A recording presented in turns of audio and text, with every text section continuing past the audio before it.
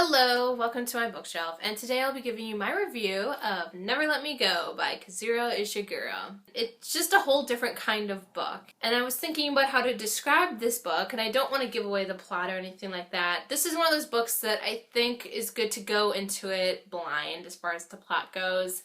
The only thing that I'm going to say is that it's mainly about growing up and, how relationships change over time and how you change over time, right? And this is actually told in kind of a unique way. There's kind of a frame story. So our main character, she's looking back on her life, and she's telling us this story. And what I like about this book, on top of many things, is the fact that the frame story is present throughout. There's not a single word or sentence that isn't being filtered through our main character looking back and telling us this. So that's why there's so much narration, because you don't really always remember like the dialogue of things. It's mainly more like her thoughts and feelings, and like when she looks back, she's making some of these connections, and it's just a really interesting way to tell a story. And I liked that it was true throughout the book.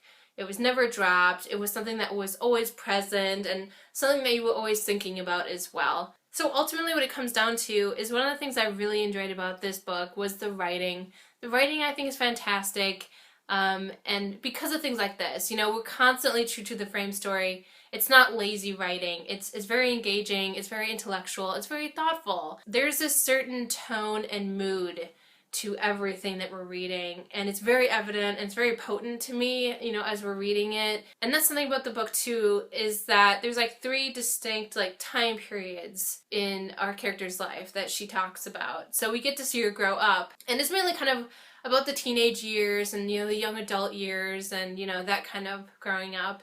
And so we get to see like three different, distinct eras, if you will, in her life. And I like that the tones were different and they're reflective of the age that she was and, just who she was as a person. Like that tone and mood was very, true to that part of your life, and it changed over time. And at the same time, while we have these changes, we have these characters, and I like that the characters were very well developed. And I like that they changed over time, but not so much that they didn't feel like the same character that we started with. There was never a time when I felt like, oh, that's not something that this character would do. It was always true to the character. And that's something about this book too, is that it felt very realistic. The friend dynamic and how that changes over time, and just being a person trying to figure out who you are and who you want to be.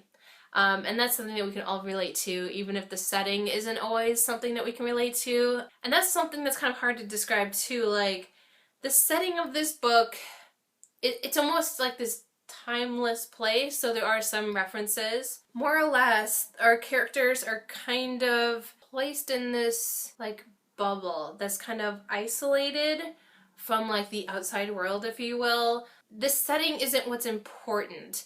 It really is just more of the characters, and I like that. I like that the focus was very heavy on the characters and their interactions and their relationships and all of that. And everything else, it was there and it painted a picture of where we are, but it wasn't the main focus. The focus was always on the characters. Again, that plays true to the frame story. If I'm describing something to you, it's kind of understood that you know what we're talking about as far as setting goes. I don't need to go into all this like world building. I like that the setting isn't important to the story, and I say that in the sense that like you could just take everything and make it into a different time period, and you would only have to change like a couple little things if you wanted to. You could even keep it if you wanted. It really doesn't matter. And there's a lot of really interesting themes in here as well, and there's a lot of interesting discussion that can be brought up because of this book. So I gave it 4 out of 5 stars. I really enjoyed it. I think it's a really well told story. I really want to read more from this author. I really enjoyed the writing. I thought it was very different, very unique, and I'd be very excited to see the movie. I will have to do a separate video for that to kind of compare, my thoughts and feelings on the book versus the movie, and, whether they did a good job adapting it. So if you're interested in reading this book, I would say do not read the synopsis. Just go into it blind. I think that the story will be a lot better that way if you don't know anything about it and everything's kind of being slowly revealed to you.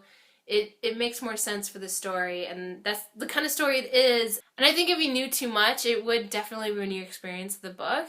I think it would make it a little more difficult to kind of jump in and really be engaged. And also, I worry that it's going to give you the wrong idea about this book, because I think if you would honestly like say exactly what's going on as far as plot wise, it would come off as a completely different book from what it actually is. I feel like if you try to put it into like a category as far as genre, that throws you off too. It's not a book that like fits very neatly into any like specific genre. So that's why I avoided kind of labeling it even now, because like obviously there's elements of certain genres, but I don't want you to get the wrong idea about what this book is. And I think if you do that, it really does flavor your expectations of this book, and that can also ruin your experience as well. And I would just say that this book isn't for everyone, and that's okay. That's the cool thing about books, is that, you know, there's so many books out there, and there's like a specific book that, you know, certain people will love, and that's okay, and that's great. Not everyone has to like every book, and not book is for everyone. So this is a book that I enjoyed, but I don't necessarily know how others would relate to it. It's kind of hard for me to gauge that. But if it sounds at all interesting to you, then I would recommend it.